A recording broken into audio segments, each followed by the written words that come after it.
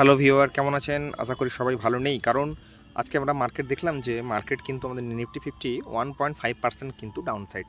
ওকে, তো দেখতেই পাচ্ছেন, দেখুন 1.4% কিন্তু আজকে ডাউন সাইড চলে গেল মার্কেট। ওকে, তো হঠাৎ কি কি এমন ব্যাপার হলো যেখানে মার্কেট এই অবস্থায় চলে এলো? ওকে, তো একটা নিউজ যেটা উঠে আসছে মার্কেটে, কি হয়েছে, ইউএস মার্কেট কি করেছে, ইউএস কি করেছে, ট্যারিফ প্ল্যান বসিয়েছে ভারত থেকে, অর্থাৎ ইন্ডিয়া থেকে যে সমস্ত আইটেম ইউএসএ ইম্পোর্ট করা হয়। ব্যাপারটা আমার ভালো করে শুনবেন।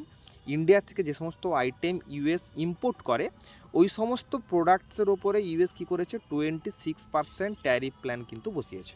ওকে, তো এর মানে কি হলো, ইউএসের যে বাসিন্দা ওরা কি করবে, ওদের কিন্তু ইন্ডিয়ার যে সমস্ত প্রোডাক্টগুলো ওরা ইউজ করে, ওই জিনিসপত্রগুলো কিনতে গেলে কিন্তু একটু দামে ও সমস্ত প্রোডাক্ট কিন্তু কিনতে হবে। ওকে, তো এটাই হলো মেন ব্যাপার। তাহলে এর মানে কি হলো, এর মানে এখানে ডিমান্ড কিন্তু কমে গেল। দেখুন একটা ব্যাপার, আপনি ধরুন একটা কোলগেট ইউজ করছিলেন, ওকে, এবং এই কোলগেটটা আপনার 1 মাস যেত। আপনি যদি আপনার 200 মিলিগ্রাম একটা কোলগেট যদি আপনার বাড়িতে ফ্যামিলিতে 1 মাস যায়, তাহলে যদি ওই প্রোডাক্টের দামটা হুট করে বেড়ে যায়, তখন আপনি কি করবেন, যে আমরা চেষ্টা করব কি প্রোডাক্টটাকে আরও কিছুদিন চালানো। অর্থাৎ কি হলো, এখানে কিন্তু ওই প্রোডাক্টের ডিমান্ড কিন্তু কোনো না কোনো ক্ষেত্রে কিন্তু কমে গেল। ওকে, তো যেহেতু স্টক মার্কেট সাপ্লাই অ্যান্ড ডিমান্ডের উপরে নির্ভর করে থাকে, তো ওই জন্যই কিন্তু মার্কেটে প্রোডাক্টের যেহেতু ডিমান্ড কমে গেল, সেই জন্য কিন্তু মার্কেট ডাউন সাইড চলে গেল, মার্কেট কিন্তু সস্তা হয়ে গেল। ওকে, তো এই হলো মানে মূল ব্যাপার। এর মধ্যে আমরা যেটা প্রধান যে জিনিসটা আমরা বিদেশে ইম্পোর্ট করে থাকি, তার মধ্যে একটা হলো ফার্মা। ওকে, দেখুন ফার্মা সেক্টর আজকে ডাউন সাইডে গেছে। তার মধ্যে হচ্ছে আপনার আয়রন, স্টিল থেকে শুরু করে সমস্ত কোম্পানি কিন্তু আজকে ডাউন সাইডে চলে গেছে, অর্থাৎ মেটাল সেক্টরে কিন্তু ডাউন সাইডে চলে গেল। ওকে, তো এই সমস্ত বিভিন্ন যে সমস্ত মানে প্রোডাক্টগুলো আমরা ইউএসকে এক্সপোর্ট করি, অর্থাৎ ইউএস মার্কেট যারা রয়েছে, ওরা যে সমস্ত মানে প্রোডাক্টগুলো ইন্ডিয়া থেকে ইম্পোর্টেড যে সমস্ত মালগুলো ইউজ করে, ও সমস্ত জিনিসগুলো কিন্তু দাম হুট করে বেড়ে গেল। ওকে, তো ওই জন্য কিন্তু যেহেতু ডিমান্ড কমে যাওয়ার দরুন মার্কেট কিন্তু ডাউন সাইডে চলে গেছে। ওকে, তো আমরা সবাই জানি যে ইউএস হলো ওয়ার্ল্ড, দেখুন লার্জেস্ট ইম্পোর্টার। দেখুন দেখা যাচ্ছে in 2023 United State was the world largest importer. Okay, তো এখান থেকে বোঝা যাচ্ছে যে যেহেতু ইউএস মার্কেট একটা পৃথিবীর সর্বশ্রেষ্ঠ বড় মার্কেট মানে ইম্পোর্টের ক্ষেত্রে, তো এক্ষেত্রে কিন্তু একটু এটা কিন্তু স্টক মার্কেটের ওপরে কিন্তু অনেকটাই প্রভাব পড়লো।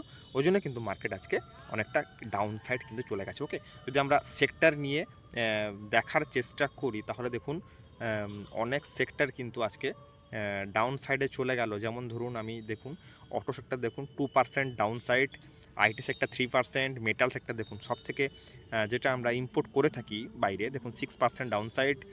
দেখুন আপনার consumer durable 2%, health care index দেখুন আমি যেটা বলেছিলাম 3%, এবং আপনার যদি আমি আপনার এর ক্ষেত্রে কথা বলি, আপনার মেডিকেল সেক্টর, অর্থাৎ আপনাদের যদি ফার্মা সেক্টরের কথা বলি, সিএনএক্স ফার্মা আমরা দেখবো, সিএনএক্স ফার্মা দেখুন এটাও কিন্তু আজকে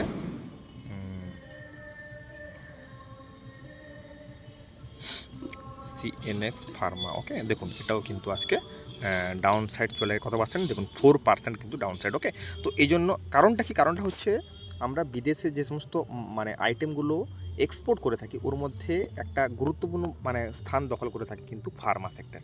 ওকে, ফার্মা, মেটাল। ওকে, তো এই দুটো সেক্টর কিন্তু আজকে ব্যাপকভাবে ডাউন সাইড যায়। কারণ হচ্ছে ইউএস কী করেছে, যে সমস্ত মানে প্রোডাক্টগুলো ইন্ডিয়া থেকে এক্সপোর্ট করা হয়, অর্থাৎ ইউএস যে সমস্ত মানে প্রোডাক্টগুলো ইম্পোর্ট করে, তার মধ্যে অন্যতম কি ফার্মা এবং মেটাল, ওই সমস্ত প্রোডাক্টের উপরে কী করেছে, মানে ট্যারিফ প্ল্যান বসেছে। 26% কিন্তু ট্যারিফ বসানো হয়েছে, অর্থাৎ ইউএসএ যারা বসবাস করেন তারা কিন্তু এই সমস্ত প্রোডাক্ট কী করতে হবে, যেমন ফার্মা প্রোডাক্ট এবং মেটাল, এই সমস্ত প্রোডাক্ট কিন্তু ওদেরকে বেশি দামে কিনতে হবে। ওকে, তো ওই দরুনই কিন্তু যেহেতু এর ডিমান্ড তাহলে আমি যেটা মানে বলেছিলাম কোলগেটের এক্সাম্পল দিয়ে, যেহেতু এর ডিমান্ডটা কমে গেল তাহলে কিন্তু মার্কেট সেই জন্য কিন্তু আজকে ডাউন সাইড চলে গেছে। ওকে, তো এখানে চিন্তা হওয়ার কিছু কারণ নেই, মার্কেট কিন্তু আবার পুনরায় কিন্তু ওপরের দিকে উঠবে।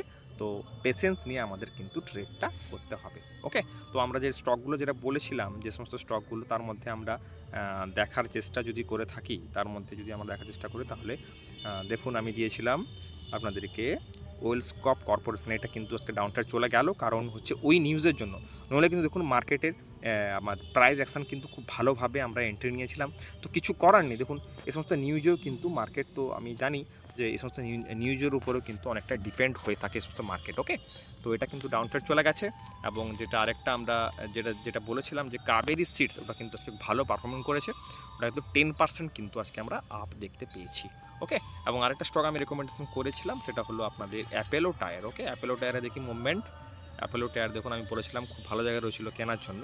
তো এখানেও কিন্তু একটা ভালো মানে ডাউনফল কিন্তু আমরা দেখতে পেয়েছি, দেখুন 3.61%।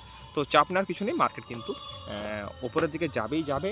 এবং প্রাইস অ্যাকশানে কিন্তু ঠিক তাই বলছে ডাউজোন আকারে কিন্তু মার্কেট উপর দিকে যাওয়ার কিন্তু প্ল্যান রয়েছে। ওকে, মার্কেট থেকে এক্সিট হওয়ার কিন্তু কোনো কারণ নেই। ওকে, তো